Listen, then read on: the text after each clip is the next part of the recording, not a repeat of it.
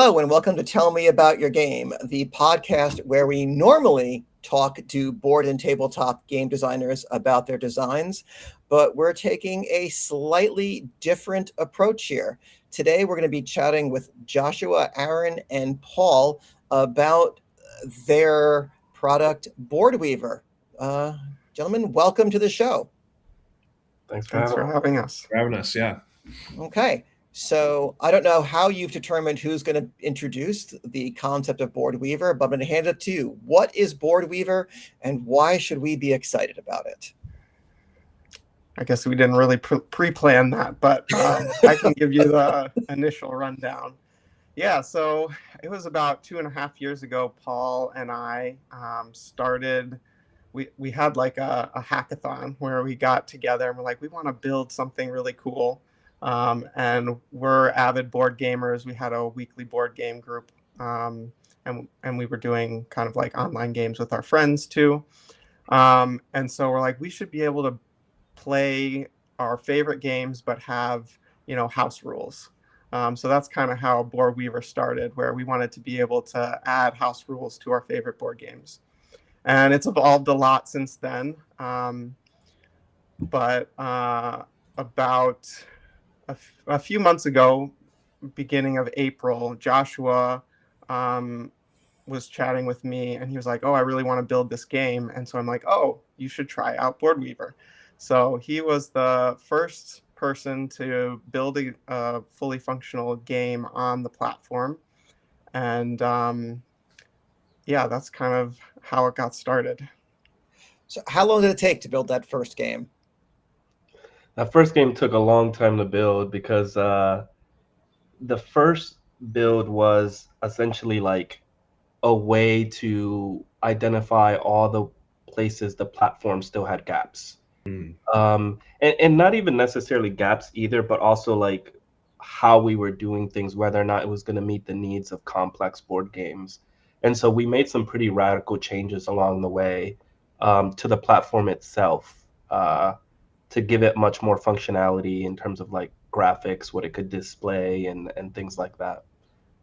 So that game, it took tens, maybe even 100 hours, but that was us really mostly fixing and updating the platform. Games today take way less than that. So, I mean, there's a lot of platforms where board game designers can design their games so people can play it online. You've got Tabletop Simulator, you've got ScreenTop, GG, you've got Board Game Arena. What makes Boardweaver different and appealing? I think everyone's different in terms of what they want from their online play experience. There's two things for me, and I'll see if Paul and Aaron want to add anything as well. But for me, it's computers are there to compute. I don't want to be doing math and figuring out things. I want my rules enforced if I'm playing online personally. So I think that's a huge benefit. And then the built-in multiplayer. I kind of, I'm more of a hobby developer compared to my two friends here who are professional software developers. So I considered multiple different places to build the game, even including game engines. And when I was thinking about how to do multiplayer, that was a huge barrier for me. So the fact that Boardweaver comes with built-in multiplayer, really easy to play with your friends, was a huge selling point. So, go ahead, Paul. Oh, I was just going to say, I mean, to me, I've thought a lot about all the existing platforms out there. And when we were first starting with Boardweaver, it was something that was on my mind a lot. And I just feel that, the value of Boardweaver is that there's the accessibility of something like Board Game Arena, but then there's the unbounded creativity of something like Tabletop Simulator. That's kind of a direction that we're trying to head. And then something that we're trying to do that's going to be unique is trying to build kind of a community around the people who are playing games and making games and getting games out there and things like that. And so I feel like we're just kind of trying to be the best of all those worlds of what those platforms offer and kind of bring all those good things together and consolidate them into one place. Yeah, so I mean, I know what you're talking about, the accessibility. I'm thinking about when I first transitioned from making my physical prototypes, which obviously whenever I needed to make a change to the board or a component, it took a lot of time. And then sitting down to teach myself Tabletop Simulator, which took, I'd say, a fair amount of time. I probably spent roughly, a month just learning the ins and outs of Tabletop Simulator. And then when bringing somebody in who'd never used Tabletop Simulator, saying like, this is how you flip over a card. This is how this is how you add cards to your hand. This is how you draw from a bag. So, based on my experience, which we'll get into a little bit of Boardweaver, you don't have that, because it's like you have booted up a game that has an interface customized for it. Would you say that's an accurate description?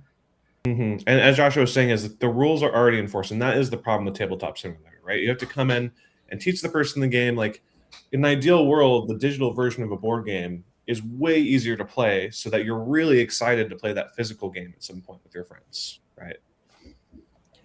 Yeah. So go ahead. I got a comment, but you go ahead, Joshua. I think, I love playing board games, and when I play board games, I read the rules like thoroughly, right? Because I want to win and I'm competitive. But I have lots of friends who learn by playing.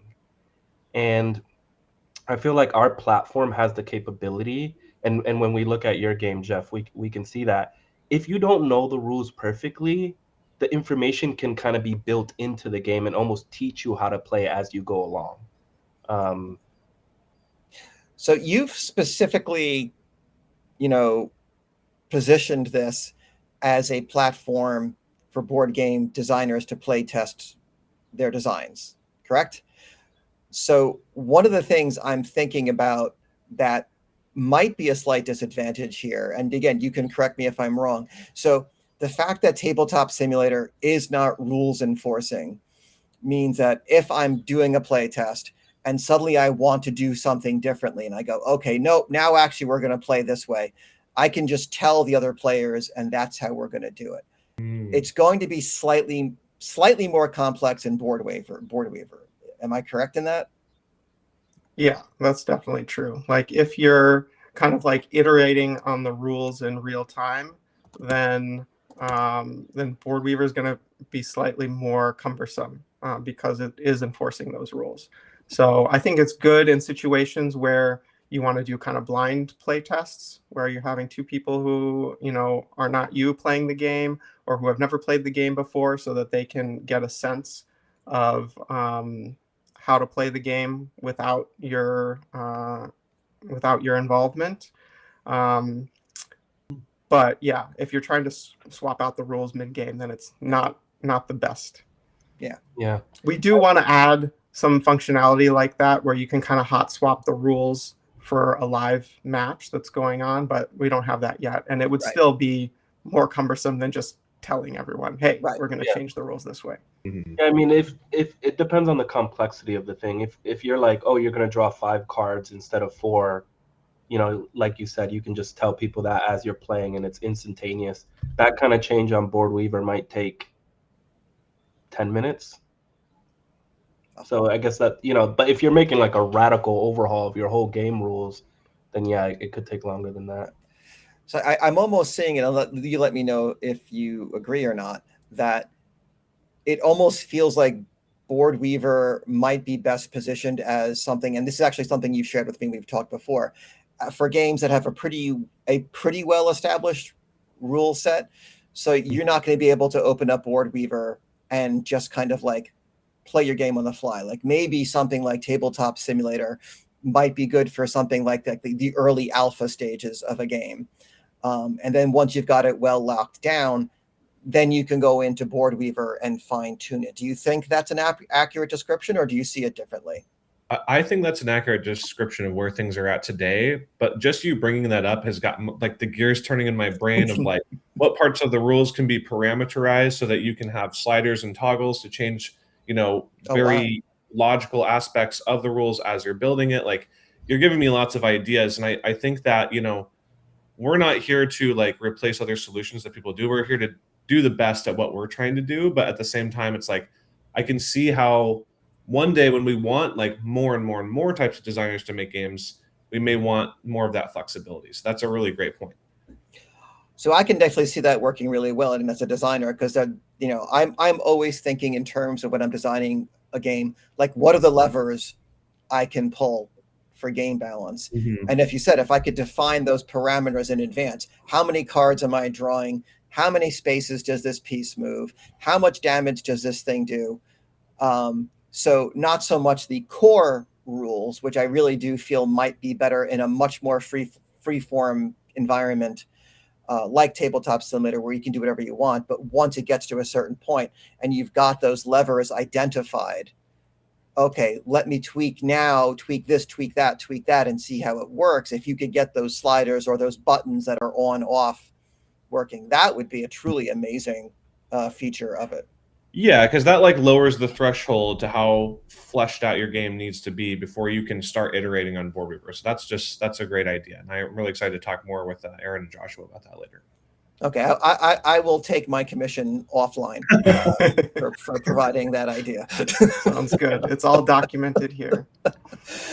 So you talked about forming a community around Boardweaver. Like, how have you envisioned that, if you have gotten to that point at all? What is that?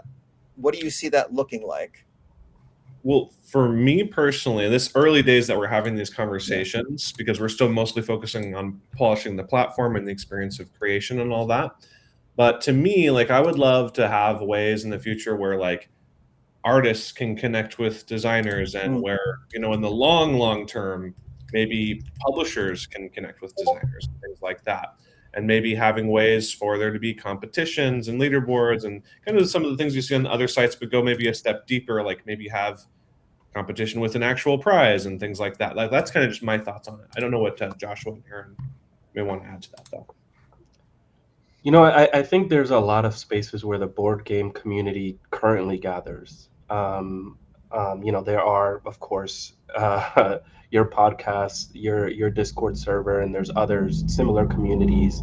And designers are constantly talking to each other about, like, where can I host my game? What's the easiest way to host my game? Like, how can I do multiplayer? Like, how can I iterate? Like, what do you think about this design for the card versus that design for the card? And so I think one way that, like, we're gonna be like part of the community is just by delivering a good product. I feel like when folks put their game on Boardweaver and they get the multiplayer right out of the box, they just share a URL and they get their friends to play. There's no download necessary. They don't have to. Their friends don't have to pay anything to play their game. I think it'll start to spread through word of mouth pretty quickly in those pre-existing communities. So one of the issues that the design community has faces when publishing games online for play testing is there is no accepted standard. It's either Tabletop Simulator, Screentop GG, Board Game Arena, and they all have their ups and downs. Tabletop Simulator, you need to buy a copy. It's not universally accepted on all platforms. I've had to buy testers a copy of Tabletop Simulator so they can test my games out. One of the benefits I am seeing from Boardweaver is because it is web-based, it is pretty much platform agnostic. If you've got a decent web browser with a big enough screen, you can access it. It does enforce the rules. You said you can just share a link and people can join in. So have you thought about Boardweaver that way, as like, if it really takes off, this being, one of the gold standards, if not the gold standards, for game designers to push their games out for play testing?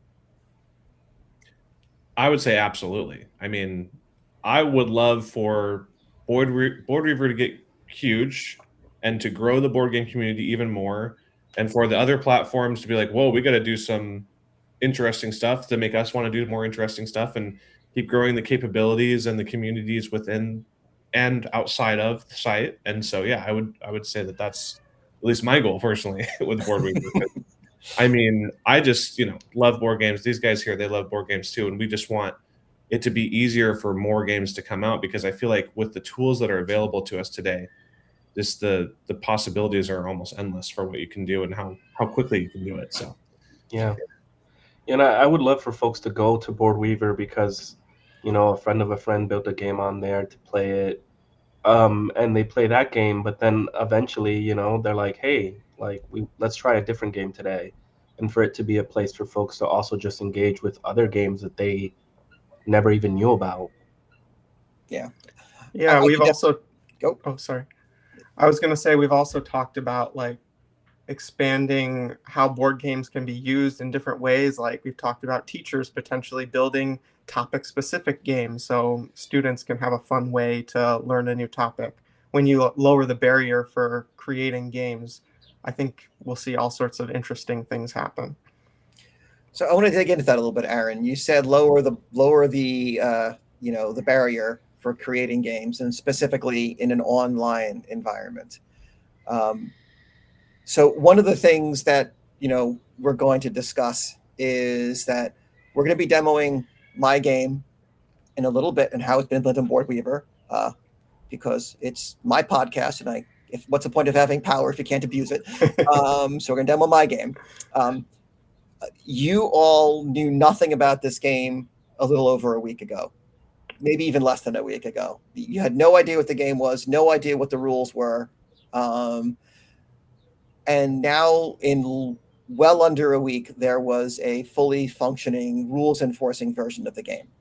So the question for viewers is going to be, how hard is it for someone who doesn't have experience in development and coding to do that? Aaron and Paul are, you are professional developers. Joshua is a hobby developer. What would it be like for someone without that background to go in and create a rules enforcing version of their game on Boardweaver? What does the onboarding process look like? Yeah, I think there are three paths you can take right now that we're trying to support. One of them is you can go in there and you can learn our TypeScript framework, which is the coding language we use to build the games. And you can implement the game if you're a developer and you have those skills. The other option is kind of what we did with you, where we'll like consult with game designers who already have games that are at that stage where the rules are, more solidified, and we'll learn how the game works, and then we'll help build it for you. And then we have a third option where you can use a coding agent if you have a subscription to any of the coding agents, and you can essentially integrate or connect Boardweaver with your coding agent, and then you can go in and describe your rules. So all three of those are options, and they have varying levels of complexity and how hard it is for you as the designer to build out. So let's say I have a coding agent. Let's say like I have a Claude subscription, which I do. What would it take for me to take a game, and let's just talk about points of conflict, the game that you guys put together for me. What would it take for me to go from zero, knowing nothing about this, to being able to put together that game, as a rough estimation? Okay, so I would say it took me about 5 to 10 hours to get your game like 95% of the way there. And your question was like, okay, you're professional developers, like how long it would take you versus someone who has no coding experience whatsoever. I think coding experience, if you're using a coding agent, only helps a little bit, mostly because you might have slightly better prompts.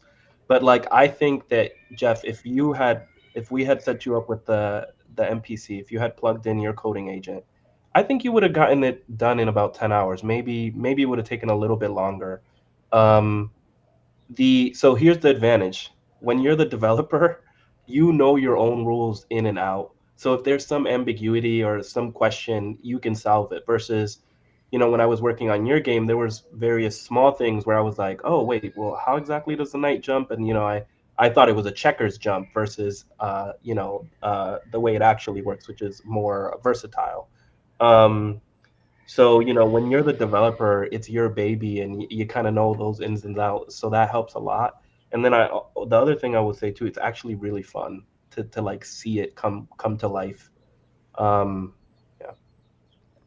I will say on the flip side, though, Joshua, that having you do it had two benefits. the number one benefit, I didn't have to. I really enjoyed that part of it. But the second benefit was, because you didn't know the game and Claude didn't know the game, there were, you shot me a whole bunch of questions. And after getting over the inherent irritation that designers feel when people don't understand their rules, and realizing, oh, those are actually all valid ambiguities, it did teach me that there are areas that I need to tighten up in my rules because they weren't clear. And having to go through the process of, an AI, which needs to understand everything perfectly clearly, and there can't ambiguities, was a good learning experience. I mean, maybe I would have gotten that also if I were doing the work, but it definitely helped me in that area. But I do think this leads to the question that is inevitable whenever you start talking about AI in the creative space. It's obviously a topic with a lot of controversy. It tends to focus around the artistic end of music and graphic design and artwork. But there is obviously some controversy along the lines of people who are developers. Some people might look at you, Aaron, and Paul, and say you are using a tool that is going to displace you eventually. How do you respond to that? How have you thought about that as you were working on this? Well, I don't know if one of you guys want to take this one on first, but I definitely have a lot of thoughts on this topic. So here's the thing. We want to be really thoughtful about how people are using these agentic tools, or AI, as we want to just use that blanket statement. It's a really scary word, I know. Especially as a software engineer by day, I definitely know how scary it can be. But the thing is like, we are not trying to replace human creativity or human ingenuity, right? We are trying to accelerate it. So it's like, our goal isn't for you to come and say, hey, I'd love a engine building party game that's kind of like Dune, it's kind of like Dominion, and it's kind of like Codenames, and then just like have it create a game, right? And that's not really even going to work. Like, the agent is going to reward those who actually have come to the table with some substantial content, and it's going to help you just implement the code. And we want to make sure people are being honest with their game. So we want to eventually maybe have some kind of labeling system to say, hey, this game uses AI generated code, or in the worst case scenario, maybe this game uses AI generated art, which we do not condone. On the art side, we want to make sure that one day artists are a part of our platform, connecting with designers, as I said before. But like, our goal is to make it so it's more accessible for people to just make board games. And on the topic of coding, and I'll shut up in just a second, but on coding, the entire world is switching to agent first coding. Every single big company, from banks, pharmaceutical companies, actual tech companies that make business to business software, they are all switching to coding agent first, coding philosophies. We're writing the code with agents, we're reviewing the code with agents, we're creating the technical design documents that we make the code from with agents. So this is the way the world is going, and I know it seems like the automatic wagon is coming, all those horse and buggy jobs are going away, but honestly, the world's just transforming, and we're going to transform with it in a thoughtful way that puts humans first, and not everyone's going to do that. So that's kind of how I respond to it, and I would love to hear Aaron or Joshua's thoughts if they have anything to add. What I would add is that, if someone wants to like build the code, the rules enforcement on our platform themselves, we fully support that. That's an option too. We're just giving the option for folks to plug in the coding agent if they want the rules enforcement piece to be done with the coding agent. Yeah, I think the norms and everything around the use of AI is kind of changing so quickly, and how people feel about it. Everyone feels about it different ways, and so I feel like we're going to have to evaluate how things go in the future. But in the meantime, we're trying to support the different options, like Joshua said. Yeah. I mean, one of the ways that I've heard it expressed is that using AI as a means to support human creativity. Like, for example, if I were to learn how to use your platform and then put one of my other games on there that I would not normally able to do, there's the argument that this is actually democratizing the ability to put games online. Otherwise, I would be dependent upon someone else to do it. And I'll tell you right now, finding someone to code your game is not an easy process at all. It's relatively easy to find someone to do artwork for your game, and there is no excuse to not do that. But finding someone to code your game is a very different process. usually coders, in my experience, have their own projects that they want to work on, and they don't want to so much dig into that. But again, it is a controversial topic, so it's good to hear that you're approaching it thoughtfully, and as a way of supporting human creativity rather than replacing human creativity, which I think is a very valid perspective. Yeah, and I think that, it's more than just supporting it. It's expanding and accelerating it. It's expanding the capabilities of humans so they don't have to get hung up on learning a skill that, let's be honest, is becoming esoteric, and trying to really just only be immersed in their creativity and just being able to flow and go. That's really important to us. I think that's a good segue to let's see exactly what Boardweaver looks like. So here we're seeing when you send a link to someone for someone to join your game, this is the screen that they're greeted with. So why don't you guys just talk through some of the major elements here? I think there's one button that's very exciting, which is the rules button, right? Yeah, and you can click the rules if you like, and I think your rules look really cool, particularly the 4 factions tab. Okay, so we'll go over here. Yeah. So yeah, this is an asymmetric game where you can choose from one of 4 factions. Yeah, so the link might be the first time they've really heard about this game, and we can host your rules right on the platform, and then you can bring in your art into your rules. So I think that's really cool.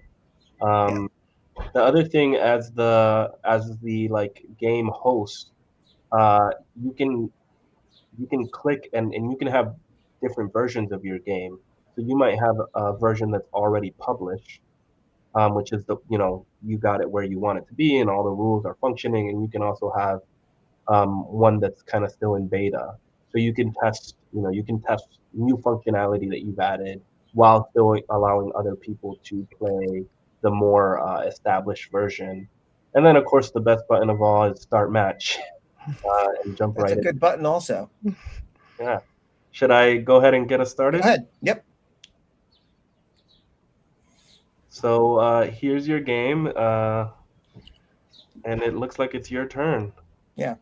Okay. So I see what the way it's been set up is that we've got our names up top, and then there's a section for the reserve, which most of the factions take advantage of, and the hand. So your platform created these regions based on the rules that I had submitted, along with the descriptions of each faction.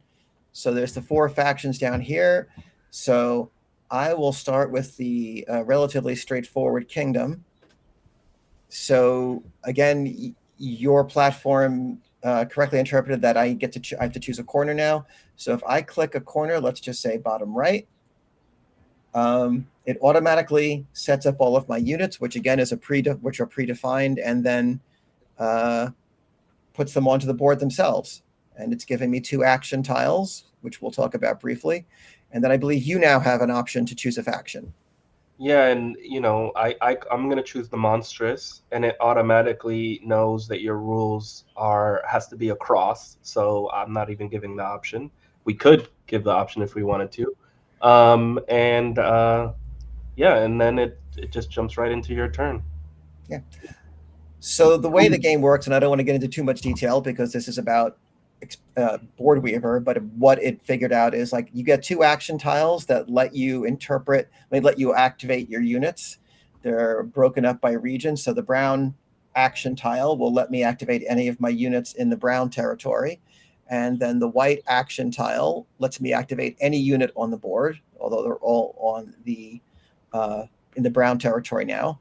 So if I click on what I like, if I hover over it, it tells you exactly what every component is. So is this something you told Boardweaver to do? You know, the coding agents are pretty impressive. Sometimes they do stuff on their own, and you don't have to walk it through every single step of the way. Sometimes you can say something broad like develop a plan to implement this full rule set, and let me know if there's any ambiguities that you're not sure about. But you know, one of my goals for your game when I was working on it was that people could learn it as they play. And so when you hover any of the pieces, it tells you what capabilities they have. Yeah, but it kind of sometimes it'll do that on its own. And I'm pretty sure that I didn't tell it to do that. Oh. Yeah. So was your prompt something along the lines of like, make this, design this so people can learn it as they play? And it just said, oh, well, good way to do that is to have a pop-up when they hover over a piece. Is that what you think happened? Not even that much. I actually, the first thing I did was I started with having a folder that had all your art and all of your rules.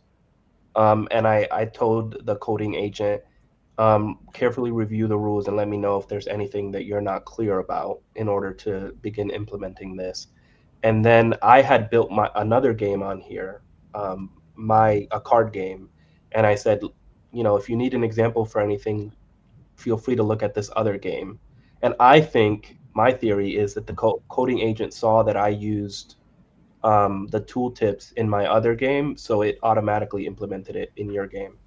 Oh, interesting. And is that because you used the same, because you designed both? So the agent that you were using learned from your other project and implemented it in this project. That's my theory. I mean, who knows? It may have just done it because it thought it was best practice. Sometimes, yeah, like, you know, I kind of see like the thing is that Boardweaver, there's a lot of like stuff is already built, right? So the coding agent really only has to focus on the rules of your game. And then, you know, it will fill in the gaps. But I think it did the tooltips because I used it in another game. Yeah, and the agent has access to documentation about how to use the framework, and the framework has the concept of tooltips built into it, so it knows that that's a possibility of something it might want to do, and then maybe we'll choose where and when to use it, unless you tell it, actually, tooltip doesn't make sense here, can you remove that? Which happens sometimes as well. Interesting. So let me ask a question then from a non-developer, non-coder. You've talked about the framework a couple of times. So the way I'm understanding it, and you'll let me know if I'm incorrect, is that you have pre-built a bunch of code behind the scenes. So you've sat down and you've done actual coding as developers behind the scenes, and the agents will then look at the rules, look at your framework, and determine which of the bits of code that you've written is appropriate in this situation, and then implement it. Is that correct? Yeah, broadly, that's correct. When Paul and I started on the project 2.5 years ago, coding agents were not widely used. And so we actually spent probably several months just thinking about abstractly, what is a game? It's got pieces and spaces and players and rules. And so then we thought about like, okay, how do we translate that into code in a way that anyone could use these building blocks that we've created to make their game in a way that's flexible and can support the wide variety of games that we want to be able to support. And that kind of touches on, what Joshua was kind of saying earlier about there were gaps in the platform, and there will be gaps in the platform. And as people create things, the platform, which is, as we've been referring to it as the framework, that will continue to improve. The capabilities will expand, but we're going to have to collaborate with great people like you, Jeff, to continue to find those gaps and expand the capabilities, which hopefully we'll make it so that more types of games can be made faster, and all that kind of stuff. Yeah, I know you made a request for an undo button, which we're working on right now. So the nice thing about building at the framework or platform level is once we implement the undo, then it can become available to any game that's built on Boardweaver. Exactly. So there's still a significant amount of work for you guys as coders to work behind the scenes to develop the framework / platform. Oh yeah, Absolutely. Okay. So let's just do a few turns here so people can see exactly how this works and some of the again, for me as a non-developer, extremely impressive work that you've done. So the first thing I need to do is I need to move one of my units. So I'm not going to get too into the nitty gritty of the rules, but I'm saying I'm going to pick my brown action tile to say I now want to activate one of my units in the brown territory. So then I can go to my map and I can say, click on my scout. And then down here, I get two buttons, move and cancel. The cancel is wonderful. I love the cancel. Thank you so much in case I clicked on the wrong unit. So one of the quirks of the game is that when you move from one color to a different color, it takes more movement. Most units have 2 spaces of movement. As long as you're staying within the same territory, which is one color, every space takes 1 point of movement. But changing territories takes 2 points of movement. So a typical unit could not on a single move go from here, where my scout is, down to the blue, because it would take 1 point to go to the brown, and I'd need 2 points to go to the blue. I don't have 2 points anymore. The scout, however, which has the helpful tooltip, territory borders cross no extra movement, the scout can move. And then, because you've coded well, I forgot that the scout has the option that I could swap places with another unit before I move. And it reminds me. And one of the things I love about this is a rule of the scout that people tend to forget. But Boardweaver's like, no, don't forget this. You can swap places. So I can now swap places with my standard bearer. And now I can move. And it's highlighting all of the valid spaces that I can move to and how many spaces of movement it takes. So I can move all the way up to here. I can move into the central area, which is critical. I can move all the way over here. I can move here because, again, the scout, it's just 1 point of movement. So I could move into this location. And now Boardweaver knows, because after I've moved a unit, it's exhausted. It flips over to its red side. So that is a pretty sophisticated degree of understanding of how this unit works. And now my action tile is flipped over to the X side, meaning I can no longer use my brown action tile. I can now use my white action tile, which will activate anything. It won't let me choose my scout because my scout is exhausted. But it will let me, for example, choose my knight. I can then choose move. And then I could move to this space, which is highlighted. And then you'll see it follows the knight's rule that any unit the knight jumps over is exhausted. So it automatically exhausted my archer. This is when I would love to see that undo button come into play in case I jumped over the wrong unit or moved to the wrong space, but that's fine. We all understand this is a platform in progress. It is not a finished product yet. So then I end my turn, and now it's up to you, Joshua. So I love playing the monstrous. I think it's pretty cool. So right off the bat, it's giving me the hint that as monstrous, I have to spawn a goblin. And I kind of, just to think this ability is really cool, so I'm going to put the goblin right here next to my giant. Yeah. And select my action tile, click on the giant, and I'm going to use throw goblin ability. Select my goblin and choose where I want to throw him, and I'm going to throw him right here into the heart of Mordor over here. And then let's see, maybe I'll also move my orc to potentially claim an outpost over here. Right. And end my turn. And what I liked is I saw because we're looking from my perspective, when you clicked on the orc, I got the little tooltips of where you're allowed to move your orc. And I saw you could not move it here in the blue space because that would have taken too much movement because it's crossing territories.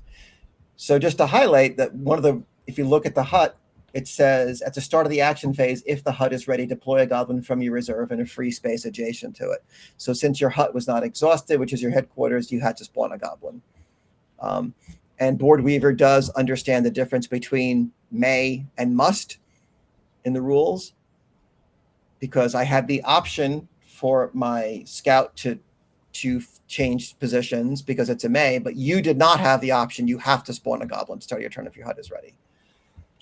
So again, we're not going to play the full game, but I mean, even there, I think it shows that it doesn't just understand basic rules, it understands some fairly sophisticated rules. And this is the kind of coding that I would imagine if you were doing it all manually would take an awful lot of time to code every single unit and exactly how it behaves.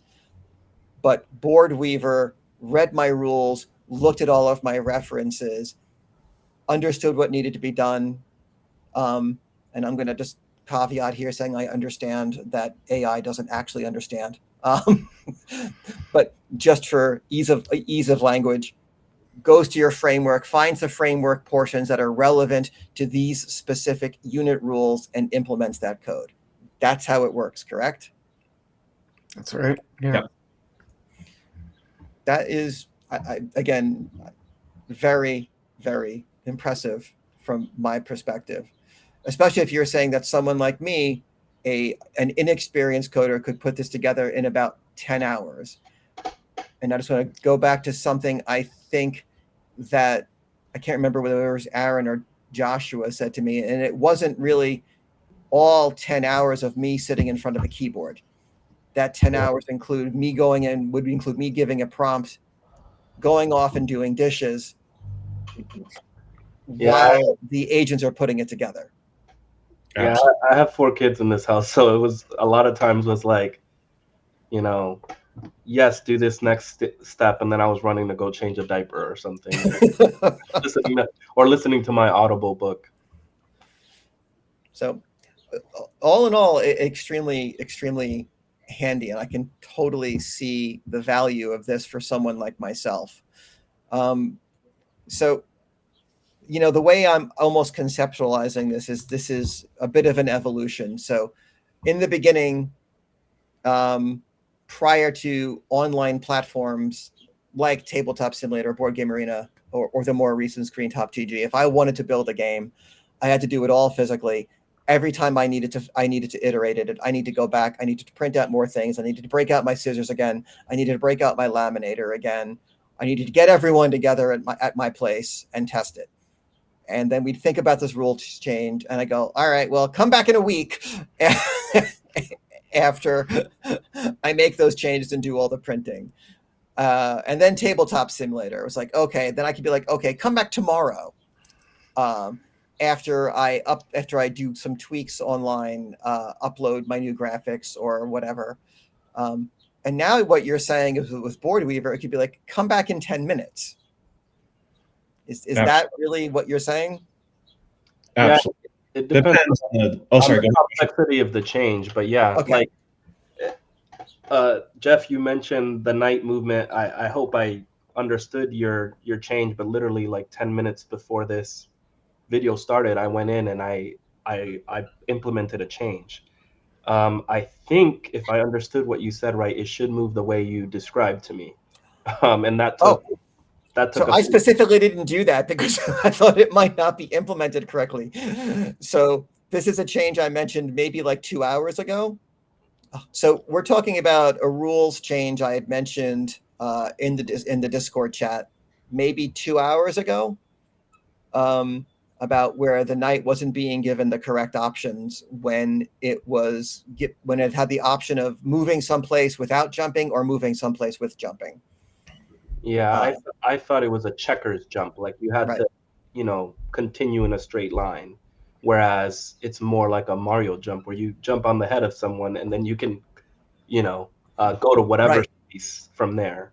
Right. And the knight is the only piece where that really matters in most cases, because as long as you can get to a legal space, it doesn't matter. But the knight, the specific path it takes, can make a difference. So what Mhm. you're saying is that change I asked for 2 hours ago is implemented now. If I understood what you said correctly, Fingers crossed. yeah, it might need some more tweaking, but it's definitely closer to where we want to be. And I literally did it at 11:20, and we Okay. started this. How bold are you feeling, Joshua? Do you want to I test it think let's live? try it. Let's try it. I may not have understood you correctly, but if I did, yeah, let's try it. Okay, so we have got a new match set up. I am going to choose the kingdom, and I'm going to go down to the bottom right again. Okay, so just for the audience to understand, the reason this mattered, because when the knight jumps, when the knight moves, it could either, if I wanted my knight to move to this space here, no, I'm sorry, this space here. This space here, I'd have two ways of doing it. I could either do it with a regular move without jumping over the archer and thus not flipping it, or I could choose to take a slightly longer route to jump over the archer to flip it.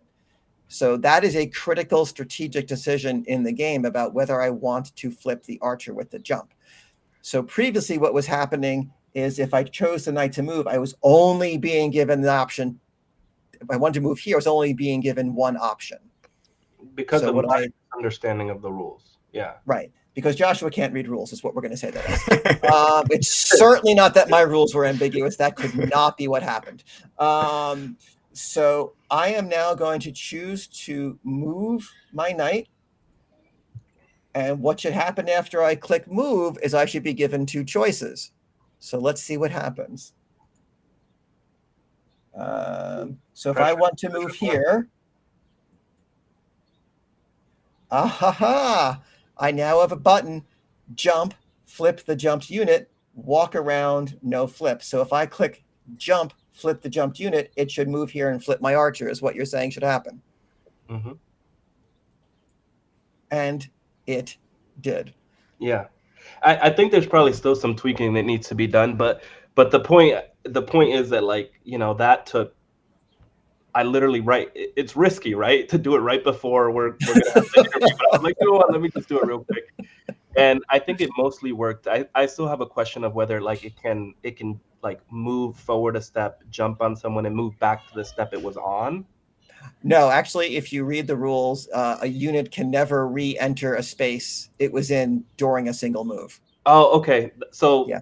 I had that in the back of my head, but the the coding agent probably knew. So Yeah, because that's explicitly written in the rules. okay.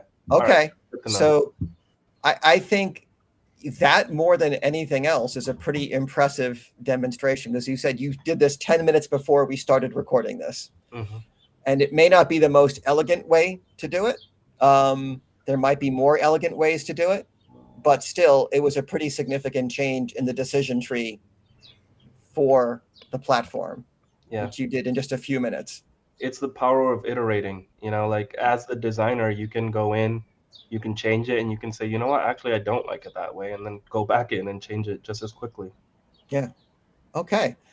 I mean, I think this was extremely interesting and informative, and it definitely kind of rounded out my understanding of how your platform works.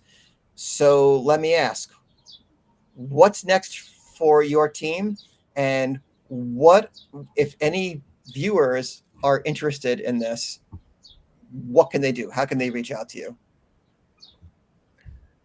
Yeah, I think we're exploring kind of like those three different paths that I was saying. And so we're definitely going to we're actually actively looking for designers who want us to build their game for them. We have a Google form, which maybe we can share at some point, so they can submit their game, and then we're going to be picking new games to build out. And then we're also looking for designers who are interested in trying to build it themselves. and it's a little bit of a process to learn how to connect your coding agent with Boardweaver. So we're happy to kind of jump on and help people do that. And I have a demo video of how to do it as well. So yeah, we're trying to get maybe like 20 more games on Boardweaver. We've got 2 real ones right now, so we got a little ways to go. And then yeah, the 3 of us are going to PAX West, where we're going to try and just meet a bunch more game designers and just collect feedback and learn what we can do to improve the platform. So I think the last question I have, obviously this took a lot of work to put together, and there's still a ways to go. You've still got some other improvements you want to build it, you want to put in. So the question I think that most of us are going to have is, obviously with all the work you put in, you want this to be a sustainable platform, which means it needs to generate revenue in some way, shape, or form. Have you thought about how this might be a revenue generating project for you? Yeah, we've thought a little bit about it. I mean, we don't have any, crazy unique ideas. It'll probably be a subscription for game designers. We want them to be able to have their play testers on for free, because I know that can be a barrier. And then if we get to a point where we have more published games on the platform, we have thought about doing something where players could pay for premium features, and we do kind of a revenue share with the designers whose games they're playing. So, yeah. Okay. So, but right now it's a free product. Right now it's free, yeah. While it's still in development. So it's a good time to jump in and learn about it. Yeah, totally. Okay. So I want to thank you all, Aaron, Paul, and Joshua, for being on Tell Me About Your Game. I want to thank you for making points of conflict come to life online. That was pretty exciting. And I encourage anyone who wants to learn more about it to visit boardweaver.com. And you do have a Discord channel. Is that something that you're publicizing, or is it? Yeah, we can share a link to that too. Okay, so we'll put the link to the Discord server in the show notes also. Okay, and thank you all again, and really best of luck with this product. I'm very curious to see how it evolves. Thanks so much, Jeff. Thanks, Jeff. All right, and thank you all for watching, and everyone have a great day.